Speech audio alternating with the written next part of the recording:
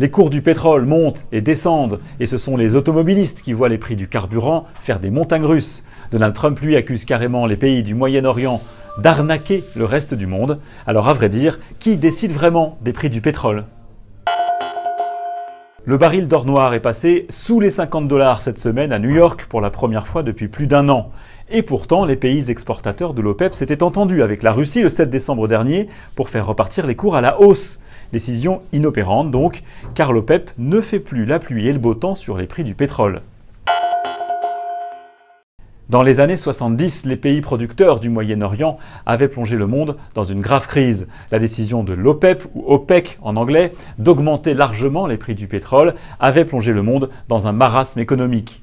L'OPEP, ce sont 14 pays producteurs rassemblés dans un cartel depuis 1960. Parmi eux, l'Arabie Saoudite, le Koweït, le Venezuela, l'Algérie, le Gabon et depuis peu le Congo-Kinshasa.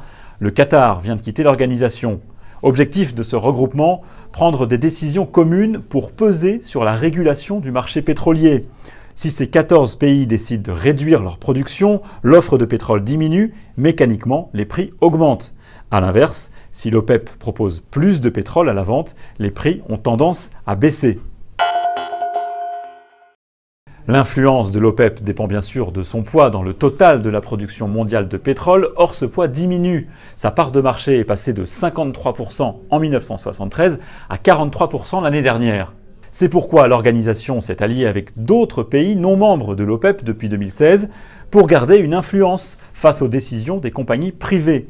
Parmi ces nouveaux alliés, la Russie, deuxième producteur mondial, une alliance inédite qui vise à contrer l'influence grandissante d'un autre acteur, les États-Unis. Le pays s'est arrogé en quelques années seulement la première place mondiale parmi les producteurs d'hydrocarbures. Depuis 2014, les Américains se sont lancés dans l'exploitation massive du pétrole de schiste, cette matière première issue de roches poreuses à plus de 3000 mètres sous terre.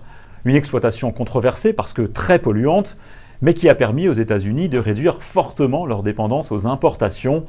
Aujourd'hui, ils peuvent répondre aux 2/3 de leur demande intérieure, contre 1/3 seulement il y a 10 ans. La concurrence grandit donc face à l'OPEP, et son influence devrait encore diminuer à mesure que progresseront les investissements dans les énergies renouvelables.